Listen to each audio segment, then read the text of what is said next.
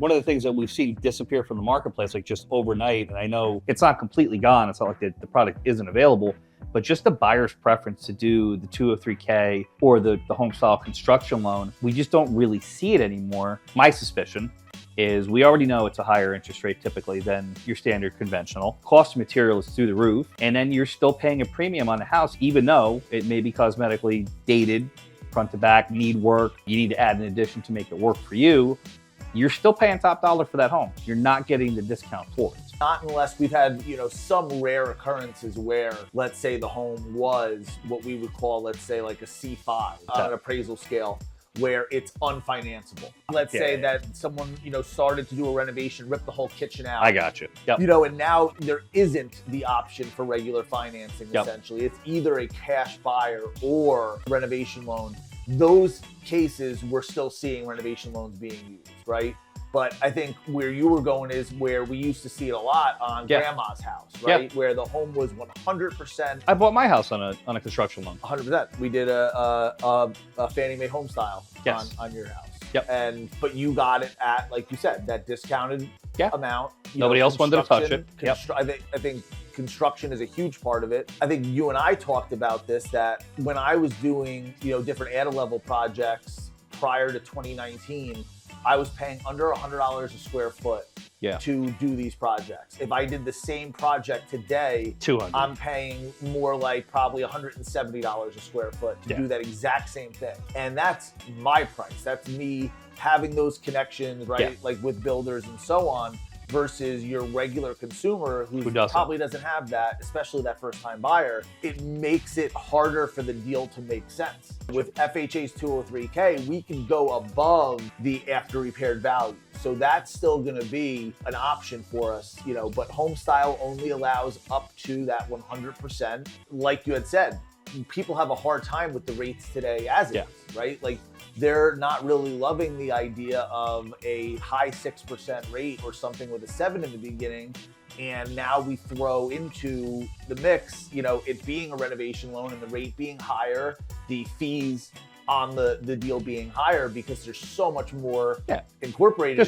There's cost overrun, there's displacement because if you're behind a month or 2 months on your project, okay, great, we now own this house, we're paying a mortgage, we can't move in because it's not completed. I get the point, My personal opinion, everybody's wrong. To me, this is the time where it should probably be utilized the most. I agree. Think realtors should be looking for those homes with the 30 plus days on market, looking for it where it says, cash only or, but it's still a price that's outside of investors, what they're looking to pick it up for. That's the gap I think the general public and a lot of, inexperienced real estate agents don't realize is the investors will stay away from the MLS for the most part.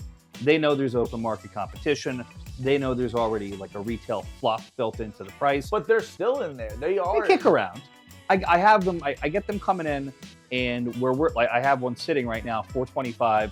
All of our offers are coming in the 300 range. This is 100, 125,000 under list. This house is worth, maybe in my opinion, $365,000. The investors are going obviously to where it makes sense for them. Doesn't make sense for the seller, where it makes sense for them. That gap in between, a home buyer can still gain positive equity. Come in there, 350, 365, make the renovation, 30, 40,000 bucks, kitchen, bathroom, and move on. Happy. They're just absent from the marketplace. They're not slotting in. I have no idea where it stopped. I mean, I think, like you said, affordability plays a factor. Maybe inexperience. I think that a lot of people don't also realize that there's always an exit strategy with these renovation loans, even in a healthier interest rate environment. It's a great way to steal a large amount of equity. When everybody else is passing on it and it's not moving, you come in and you want to actually do the work, you're going to gain that amount of equity that you put back into it. Well, that, and you're also going to be getting a house that, the design, let's just say, that you want. Right? You're going to get the kitchen that your wife wants. You're going to get, the bathrooms that you want, the colors that you want, the floors that you want, everything that you want versus maybe a house that you love 50% of it, but there's a lot of things that maybe you need to change. Where before you move in, you need that customization. One of the other things too that, consumers and agents don't take into consideration, when you're doing one of these remodels, you bought the material. You have the contractor's contact. You supervised and managed the job. You've been in conversations with the building or the zoning department. If problems arise, you can go back to that person after that work has been done. You buy a house from a house flipper, you close after your inspections, you start having issues with either the material or the workmanship, chances are you're not able to get back on the phone with that general contractor and say, hey man, this middle island is wired incorrectly. Well, that and the fact that what a lot of people don't realize is with a renovation loan, the check, as draws get released to the contractor, those draws are made out to you and the contractor, which means that both signatures need to be on the back of that check for that check to be cashed. The whole, way through that job, not only are you going to have a say on whether or not second set of eyes. You also have a HUD consultant involved in this, which is somebody that you hire, which we're going to obviously as a lender, provide you with some contacts, but they're generally either a, kind of a home inspector or a contractor, essentially by trade, who is now a HUD consultant, and they're telling you what's normal, what the correct price is, both high and low, right? Because you have contractors that will come in and offer something and say that they could do it for $10,000 when, the HUD consultant and another contractor are saying $15,000. They're not going to say, hey, you got a great deal, congrats. They're going to ask them why. They're going to say, where are you cutting corners? What is the cost of this material? And you might look at that as being negative, like why are you trying to rain on my parade and take away this great deal I got? But the reality is it costs what it costs, and you're going to end up being left holding and coming out of pocket to finish this job. If you pay somebody $4,000 for a new roof, you're getting a $4,000 roof. You're not getting a quarter of a roof. Whatever. But they're always gonna come back to you and say, hey, whatever, I ran out of money. It is what it is. It costs more. And well, they bid down to get the job. That's it. And they feel as though you're not gonna obviously leave a quarter finished roof, so they're gonna get their money one way or another. And by getting a renovation loan, you're protecting yourself from that, right? You can't be taking advantage of that. And is there a little bit of a premium on it in terms of the interest rate? There's no other way, unless you have other means for that renovation money and it not be a loan of some sort, there's nothing cheaper. If you have if your parents can lend you money, if whatever it might be, something like that, great. That's awesome that you have that option. But for a lot of folks, they don't have that option. This is by far a greater option than taking a personal loan, getting a Home Depot credit card, which is what a lot of people... 30%, This is what people do, though. We have people that talk to us about a rental loan. They go forward and still buy a house that needs a full renovation with a regular mortgage because it is still technically financeable. And they are back talking to us within less than 2 years because, we're knocking out 30 grand worth of credit card debt that they put on a card. They thought was better than taking a 7% rate probably at the time, on that rental loan. And obviously now they're wrong, but it's cheap is expensive. It is. And we can't say to them, oh, told you we were right. It is what it is at this point. We just have to... He's got to go help them fix it. That's it. That's all to be done. So I think more and more realtors should be looking at these properties that have more days on market, that, don't have as much interest. And if it's in the area that the person likes, this is a great opportunity. You could even, which a lot of people don't know, you could finance some of your mortgage payments. So if you do need to stay in your rental for an extra 4 months and there's room in the deal, especially with an FHA 203K, because you can go above, you could finance the first 4 payments. So, you're not even doing a double payment.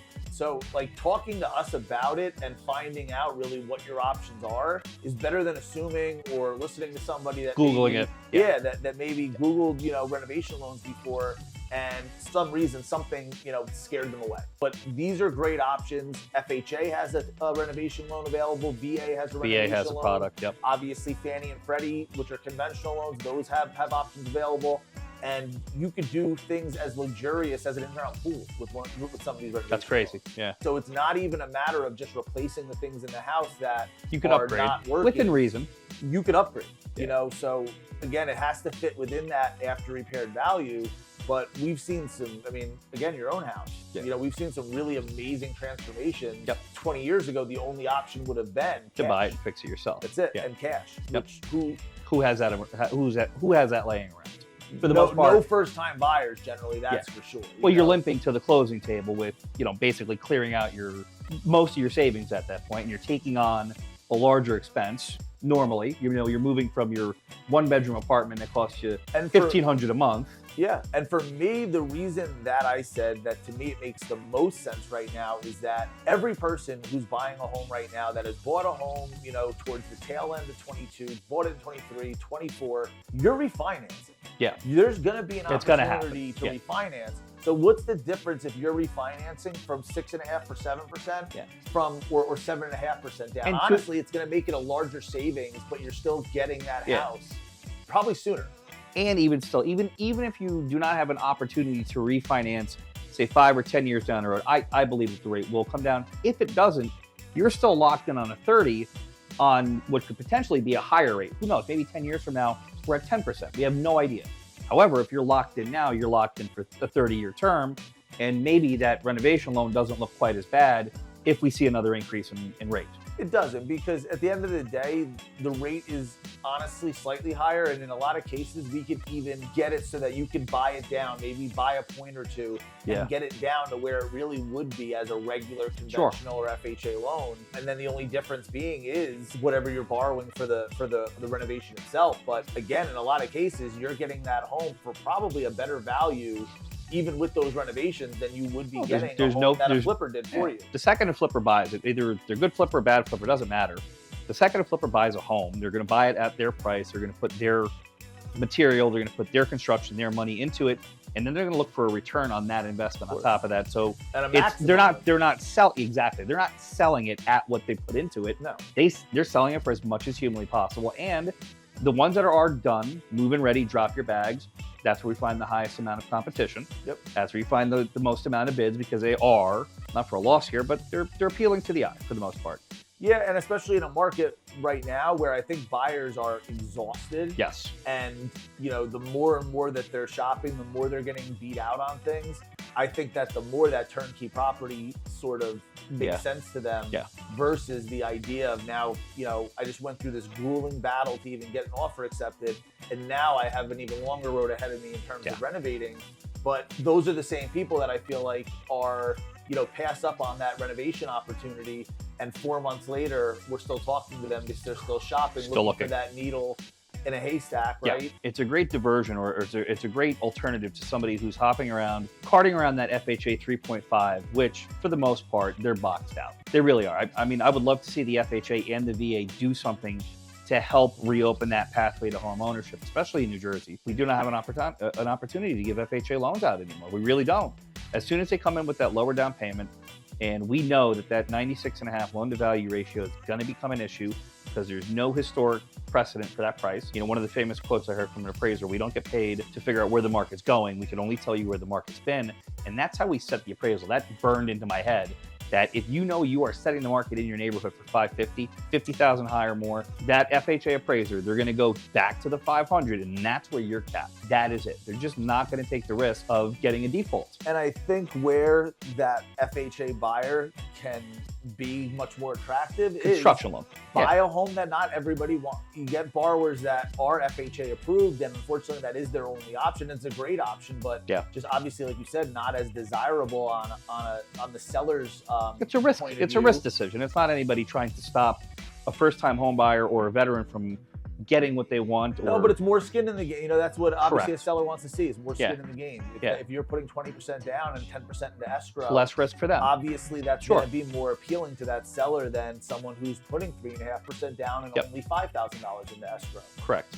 That's just that a reality. Person is looking out for their best interest the same way that buyer, let's be honest, is looking out for theirs.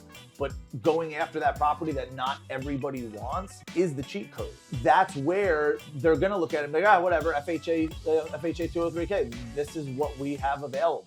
This is our best option right now as the seller, is to accept this type of an offer because we don't have anything else. And there's 15 other offers, unfortunately, you're not going to size up. So I think that a lot of times where we have agents that are working with these FHA buyers, they should know that us as loan officers, I'm not trying to put them into an FHA loan. We're always trying to do everything else that we can at this point to make them the most competitive buyer that we can.